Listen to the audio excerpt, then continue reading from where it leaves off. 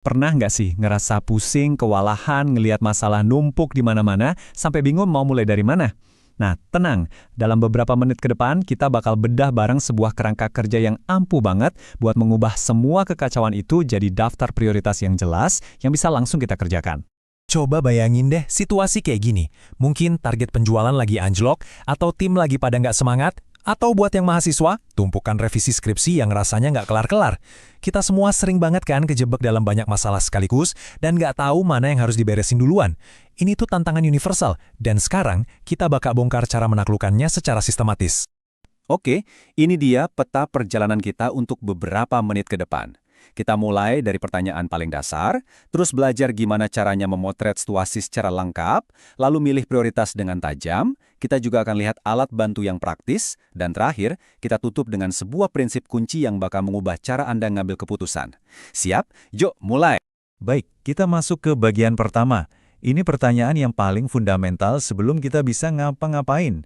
Dari mana sih sebenarnya kita harus mulai? Nah, ini dia kesalahan pertama yang sering banget kita lakuin, langsung bikin daftar semua masalah yang kelihatan di permukaan. Pendekatan ini bahaya banget loh. Kenapa? Karena kita jadi fokus ke gejala, bukan ke akar masalahnya. Langkah yang benar itu justru mundur dulu sejenak. Tujuannya buat membangun gambaran yang utuh, kayak kita lagi nyusun kepingan puzzle sebelum ngelihat gambar jadinya. Tanpa konteks yang lengkap, semua tindakan kita itu cuma kayak tebak-tebakan yang berisiko. Dan dari situ, kita lanjut ke bagian kedua. Proses membangun gambaran utuh ini punya nama keren, analisis situasi. Anggap aja ini kayak seorang kartografer. Tahu kan pembuat peta? Dia nggak mungkin ngerencanain ekspedisi sebelum ngegambar petanya dengan detail. Nah, kita juga gitu. Jadi, analisis situasi itu apaan sih sebenarnya? Gampangnya, bayangin Anda itu seorang detektif. Anda nggak cuma ngelihat angka-angka, misalnya data penjualan yang turun, itu namanya data kuantitatif. Tapi Anda juga wawancara tim, dengerin keluhan mereka soal sistem yang lemot, nah itu data kualitatif. Proses ini intinya adalah menggabungkan kedua jenis bukti itu buat nemuin beberapa petunjuk utama, isu kunci yang bakal nuntun langkah kita selanjutnya. Prosesnya sendiri itu sebenarnya simpel dan runut banget. Pertama, kita tentuin dulu batasannya. Kita lagi mau analisis masalah apa sih? Terus kita ngintip keluar, ada tren pasar apa, atau kebijakan baru apa yang bisa ngaruh ke kita. Habis itu, baru kita berkaca ke dalam, gimana sih proses kerja internal kita, dan yang paling penting di akhir, semua temuan itu kita sambung-sambungin jadi satu kesimpulan yang utuh.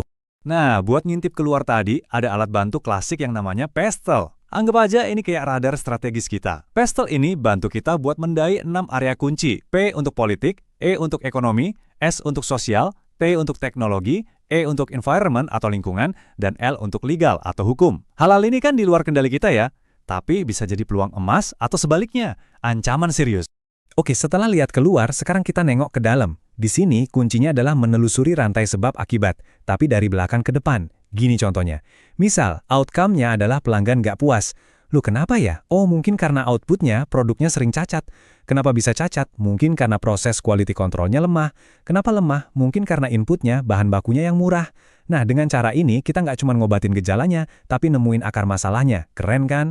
Setelah kita punya peta situasi yang jelas, barulah kita bisa melangkah ke tahap yang paling krusial, membuat pilihan. Kita masuk bagian ketiga, memilih masalah prioritas. Disinilah banyak strategi gagal total.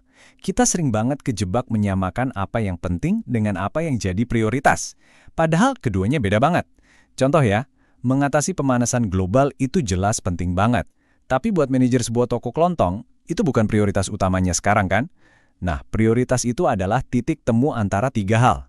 Sesuatu itu penting, dan kita mampu ngerjainnya, dan masalah itu ada dalam kendali kita. Selain jebakan penting versus prioritas tadi, ada beberapa perangkap lain nih yang mesti kita waspadai. Kita cenderung fokus ke masalah yang dampaknya kena ke banyak orang, tapi kadang lupa sama masalah yang dampaknya parah banget meskipun cuma kena ke sedikit orang. Kita juga sering lupa sama aspek keadilan. Jangan-jangan solusi kita malah merugikan kelompok yang paling rentan? Menghindari jebakan-jebakan ini adalah inti dari pengambilan keputusan yang bijak. Terus gimana caranya biar benar? Kuncinya 1, disiplin. Proses 5 langkah ini sengaja dirancang buat nyingkirin ego dan opini dari proses diskusi. Kita mulai dengan daftar masalah dari hasil analisis, bukan dari brainstorming asal-asalan. Terus kita sepakati barang kriteria yang adil, kasih skor pakai bukti, dan yang paling penting validasi hasilnya. Tujuannya cuma satu, biar keputusannya bisa dipertanggungjawabkan, bukan berdasarkan siapa yang suaranya paling kencang di ruangan. Biar proses tadi nggak cuma ngawang-ngawang di kepala, kita butuh alat bantu. Yuk kita lihat salah satu alat yang paling praktis di bagian keempat ini. Nah, ini dia matriks prioritas. Kelihatannya simple ya, kayak tabel biasa. Tapi jangan salah, ini adalah alat yang powerful banget. Kenapa?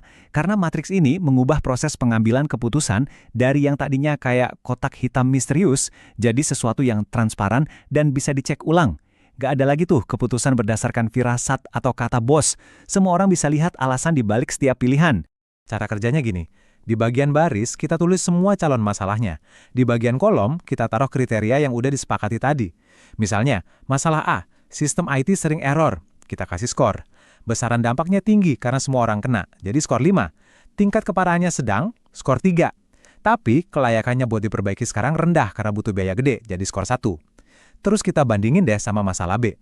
Dengan jumlahin sebuah skornya, kita bakal dapat peringkat prioritas yang logis, bukan berdasarkan perasaan. Oke, kita sampai di bagian terakhir yang merangkum filosofi inti dari seluruh proses yang barusan kita bahas, yaitu cerdas, bukan sekedar penting. Kalau ada satu angka ajaib yang perlu Anda ingat dari semua ini dia, 5-7. Otak kita itu ternyata kesulitan loh buat membandingkan lebih dari 7 hal sekaligus secara efektif. Jadi coba deh batasi temuan kunci dari analisis Anda jadi 5-7 poin aja. Sama halnya, gunakan 5-7 kriteria penilaian. Ini memaksa kita buat fokus ke hal yang benar-benar paling signifikan dan ngejaga prosesnya biar nggak jadi ribet. Dan mari kita tutup dengan sebuah prinsip fundamental yang merangkum semuanya. Dengerin baik-baik ya. Data tanpa konteks itu menghasilkan rekomendasi yang naif. Sebaliknya, konteks tanpa data itu menghasilkan rekomendasi yang bias. Anda butuh dua-duanya. Angka dan cerita harus jalan bareng biar keputusan yang kita ambil itu benar-benar cerdas. Jadi sekarang, pertanyaannya, saya lempar kembali ke Anda. Coba deh, pikirkan lagi situasi yang lagi Anda hadapi sekarang.